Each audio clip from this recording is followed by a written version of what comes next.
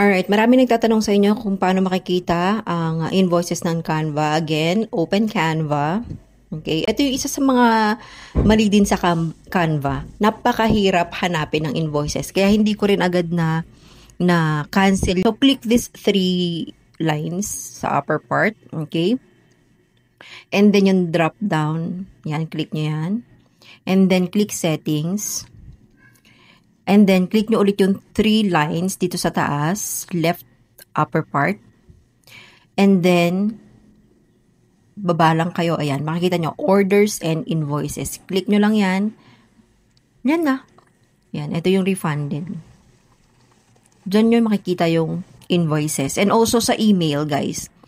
So, kailangan nyo malaman kung ano yung email na ginamit nyo sa Canva ninyo. Kasi sinesend din nila doon yung invoice. So, paano nyo ba malalaman yung email nyo? Paano nga ba? So, yung 3, and then drop down ulit.